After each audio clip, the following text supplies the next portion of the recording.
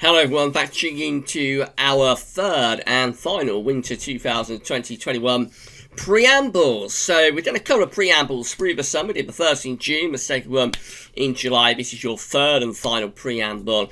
Getting you set up for Winter 2020-21 updates, which are looming to view very, very shortly now. The first Winter 2021 update will be released on Sunday, the 6th of September.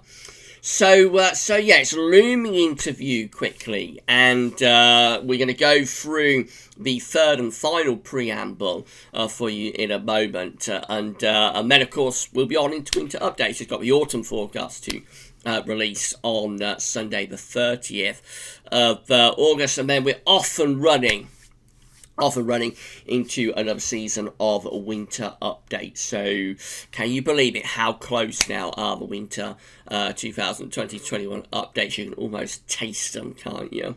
Haven't got a little way to go so yeah, I'll do a preamble for you in a moment. It is actually going to be a follow-on from the last autumn update that we did, which I think was the 8th autumn update. So it's going to be a follow-on from that. We are again looking at July, England and Wales precipitation, and more about that in a second. So this video released first of all for channel members for a few days, and then it's going to be released widely for everybody. And these are YouTube exclusives, these preambles. So this won't actually form part of the winter forecast. This isn't going to be embedded into the winter, into winter forecast page at GAvsWeatherVids. There won't be a written summary that goes with it as well. This is purely for YouTube, purely just to get everybody set up.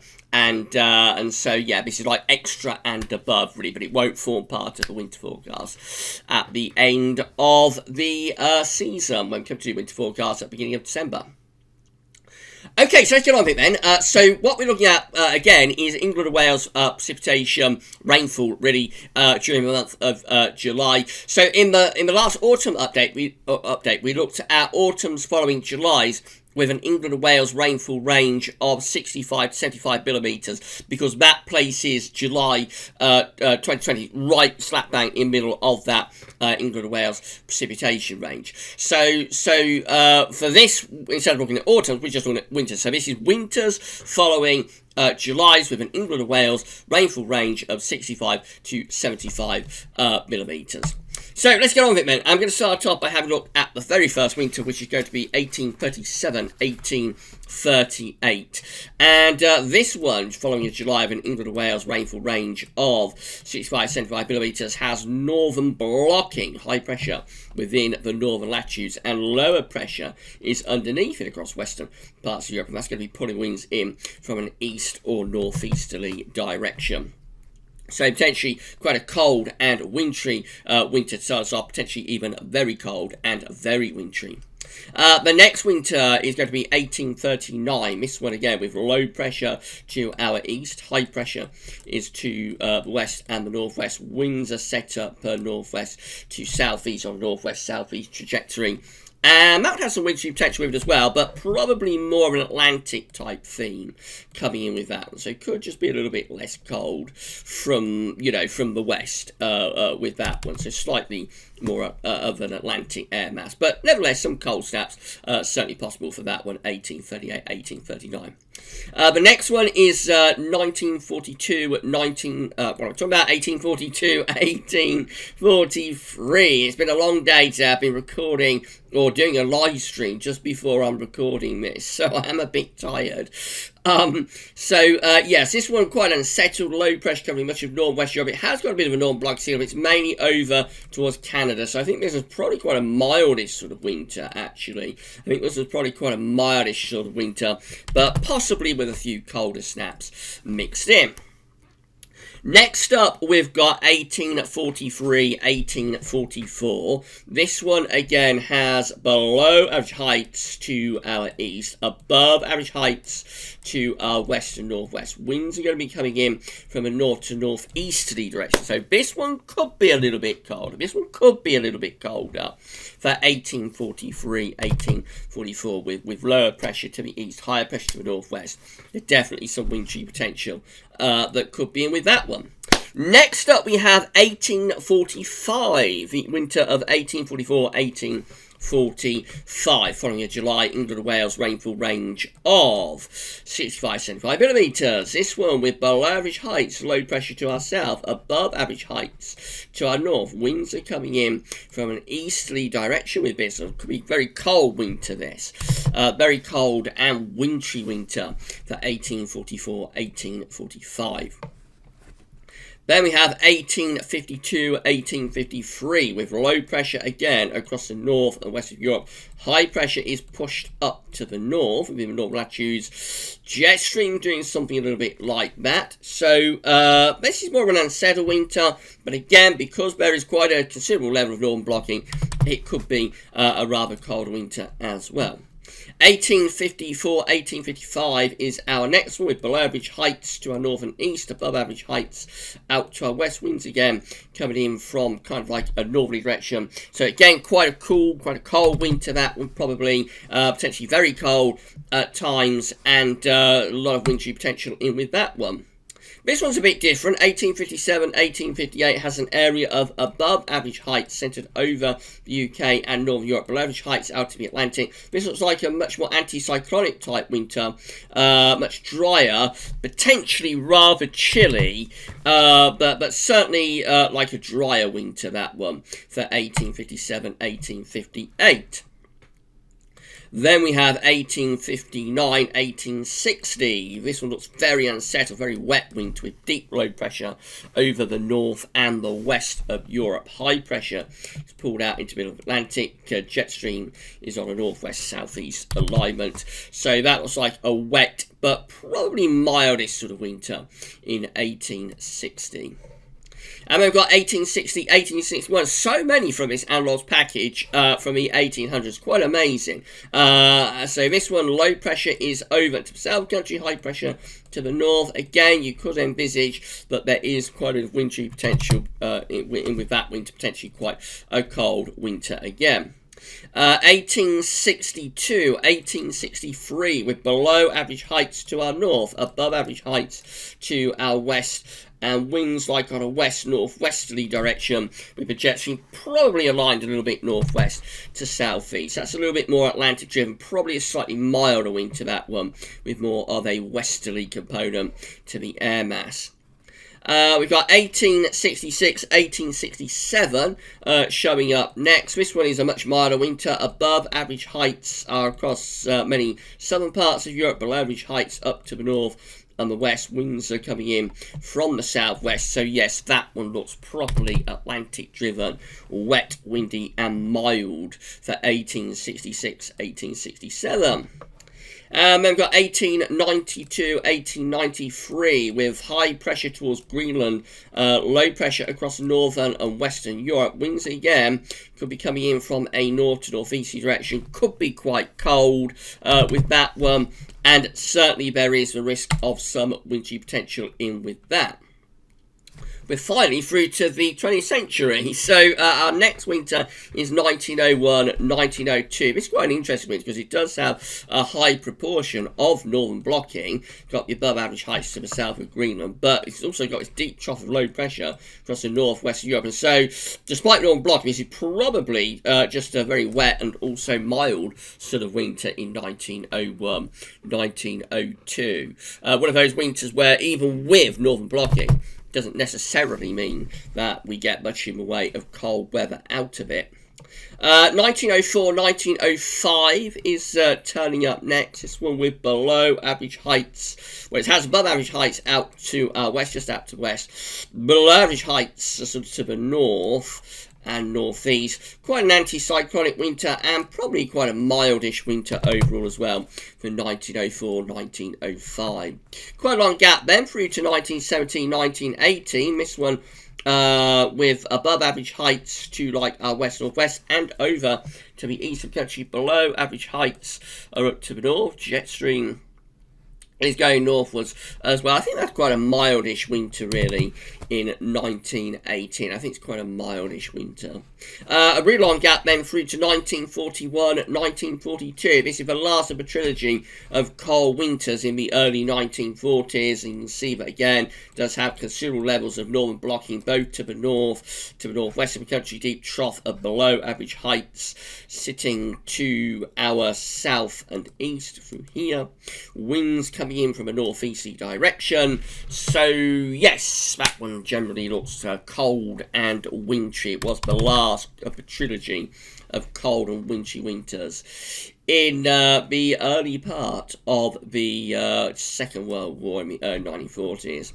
1942, 1943 is a much milder westerly winter, bringing to an end that run of cold winters from the early 1940s. This one is a mild, wet, and also Atlantic-driven winter. Winds in from the west with that one. 1944, 1945 is our next one, with high pressure out to west, low pressure to our east. Has a very cold and wintry January, and an exceptionally mild February. Try having that when you've had a drink. And then we've got 1946, 1947. And, of course, this is one of the daddies of cold winters, and it's not hard to see why. Look at this northern blocking. Just look at it. Sitting within the northern latitudes. Deep high pressure, big high pressure in the northern latitudes, and loads of low pressure to our south. Winds screaming in from the east. So we've got the wind going all the way from the Urals right way over to Canada. It's like a cross-zonal flow, really. Very bizarre winter. And exceptionally cold, exceptionally snowy from the 20th of January, 1947 onwards. What a winter that one was, and it did follow a July with an England and Wales rainfall range of 65 to 75 millimetres. Another pretty long gap then through to 1960. This one is a mild, wet, Atlantic-driven winter. The winter of 1959-1960 brings in the winds from the west, and so is a mild and also wet winter. 1961-1962 does have a few teases for the daddy of cold winter, 62-63, because it does have some higher pressure up towards Greenland, but it's quite weak high pressure. Below average heights extending through northern Europe. So we're like sort of at the beginnings, perhaps there, just at the very beginnings of a colder pattern. It does have quite a cold December, Christmas to New Year, 1961. Then it goes really stormy through January into February, 1962. And then late February into March, it gets very cold. And that's like the first real teaser for the following winter in 1963, which, of course, is the daddy of cold winters. And then we've got 66, 67. This is one of the milder winters of the 1960s. Generally, we think of the 1960s as being a decade of cold winters, and it was, but not every single one was cold. This one was one of the milder ones in 66, 67.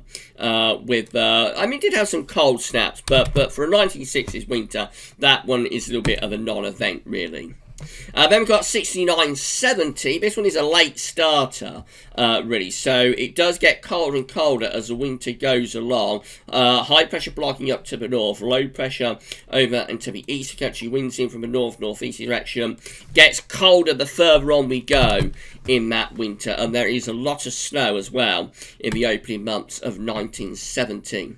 1970, 1971.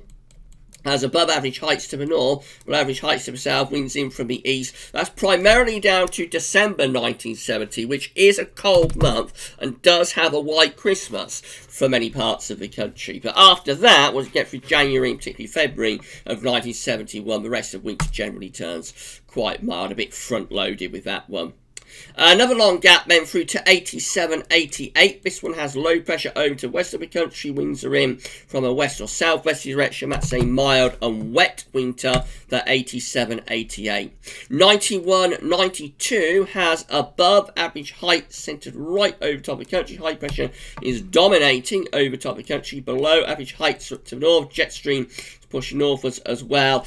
That is one of the most dull winters that we've ever had. It's just day after day after day of high pressure, grey skies, temperatures around 7-8 degrees, and nothing much happening. It's one of the dullest winters of my life, both properly in terms of cloud cover, because most days were days of anticyclonic gloom, and also in terms of the overall pattern, which was incredibly tedious and definitely not one we want to repeat anytime soon.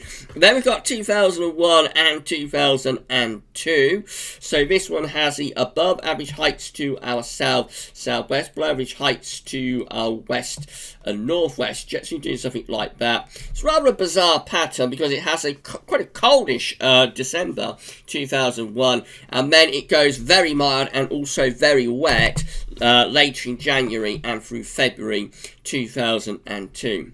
2004-2005 has above average heights to our west and also to our northeast, below average heights to the north and to the south. Bit of a mishmash, this one, but it does get colder as it goes along.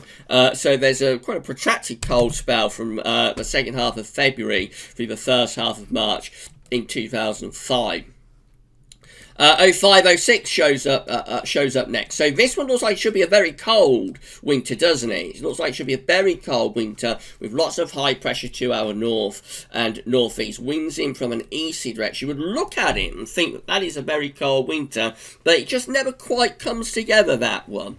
2005-2006 just never quite comes together.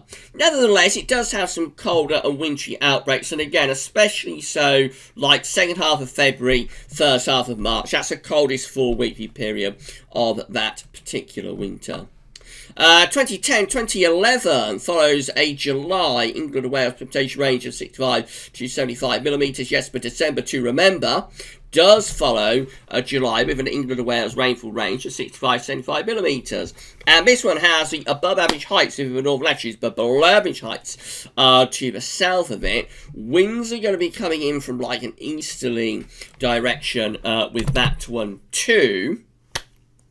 So you can see the December to remember within the northern Brighton over Green, but bear in mind that after December it gets progressively milder and does have a very mild February. It's the absolute ultimate front-loaded winter. 2011-2012 is our next one. This one has high pressure out to our west. Below average heights to the east, so it's a very, very cold and severe winter for the Balkans. Very, very cold and severe winter for the Balkans. For us in Western Europe, we're generally protected by the ridge of the Atlantic. It's actually one of the milder winters from that period of 08-09 to 12-13. Does have a very potent cold snap in the first half of February, though. And then last but not least, we have 2019-2020. Yes, last winter was followed with a July England and Wales rainfall range of 65 to 75 millimetres. And this one is like the ultimate zonal winter.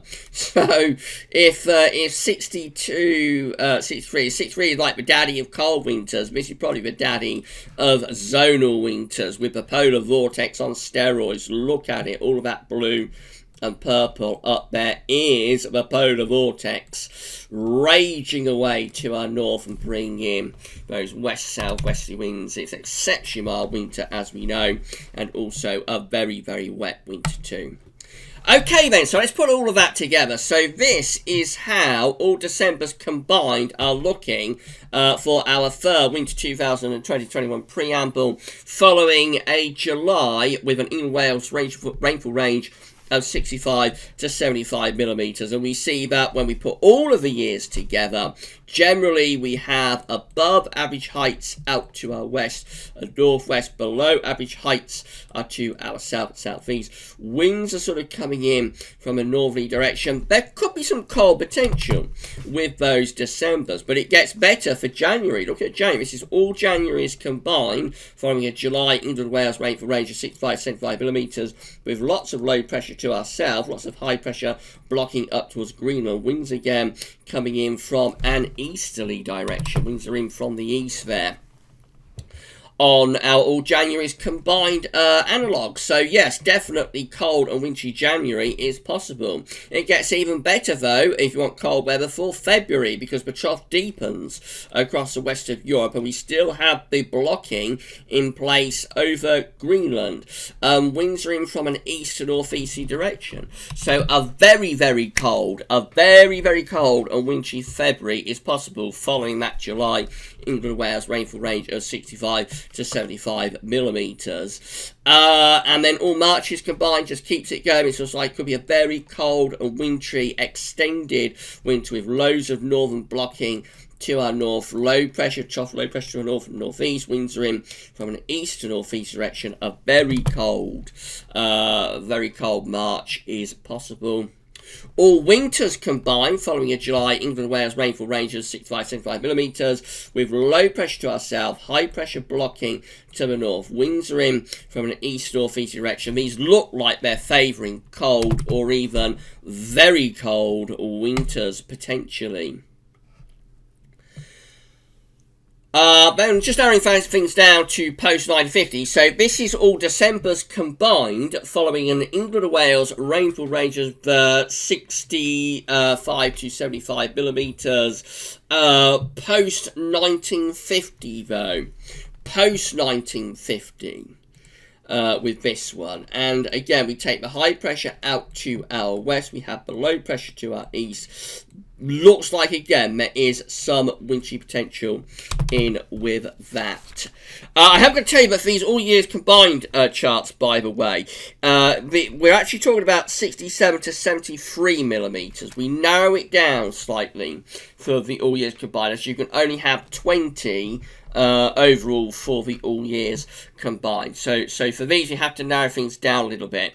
So I should have told you that a second ago. So the overall analogues looking at 65, 75 millimetres in July, but the all years combined is looking at July's with an England and Wales rainfall range of 67 to 73 millimetres. I should have told you that at the start of the all years combined. This is how all January's combined look following a July England and Wales rainfall range of 67 to 73 millimetres post 1950. So taking out everything before 1950. Looks anticyclonic. High pressure sitting over the country. Winds probably gently in from an east to southeast direction. Low pressure out to southwest. There is a little bit of cold potential there. But more than anything, they just look dry and, quite dry and settled January's. And then all February's combined post-1950 has the low pressure to the east, the high pressure out to west. So probably the month has the most wintry potential, really. You can see that going into a colder pattern, with winds generally coming in from an east or northeast direction, but nowhere near the sort of blocking that we see in the general all years combined. Nowhere near the amount of blocking when we just look post-1950. March does pull it off though. So in March we do finally set up genuine northern blocking to our north with below average heights to our south-southeast, much more in way of east or northeast winds for the all Marches combined post 1950. And then finally, this is how all winters combined are looking following a July England and Wales rainfall range of 67 to 73 millimetres post 1950 for our third and final winter 2020-21 preamble, and it tends to have above average heights out to our west. Quite anticyclonic signal, and as we've seen from the data, it's a signal that gets colder as we go along, so rather backloaded with the cold signal as we move along through through the winters. Okay, so that's it. That is your third and final Winter 2020-21 preamble done and dusted. I hope you enjoyed it. And this really sets us up now for the winter update. So what's going to happen now is that we've got the last of the autumn updates to get out of the way. So there could be a final season one roundup for the autumn 2020-21. That's going to be released on Saturday, Saturday 29th of August. Then the following day, Sunday the 30th, we'll release a GAvsWeatherVids.com autumn 2020 forecast. So that'll be coming up on Sunday the 30th. On Sunday the 30th, there will also be a little winter 2020-21 sneak peek. We'll have a sneaky peek at the winter after we've released the autumn forecast. And then after that, we get through to the following weekend. That will take us to the weekend of the 5th and the 6th of September. On the night of Saturday, the 5th of September, I will be recording the first Winter 2020-21 update. And then the following day, Sunday, the 6th of September, we will release the first Winter 2020-21 update across all GAvsWeatherVids platforms on YouTube, on GAvsWeatherVids.com, and across all of the platforms as well. And we'll do a winter update then every week from the 6th of September all the way to the end of November. So it'll be like 3 solid months of winter updates every single Sunday, right the way through September, October, and November. Buckle up, it's going to be an exciting ride, and so yes, it's going to be a very, very exciting time for GAvsWeatherVids. I hope you're all ready. So yeah, autumn forecast on the 30th, and then a sneak peek, and then the first winter update on the 6th of September. For this third and final preamble for winter 2020-21, that's all for now, and thanks for watching.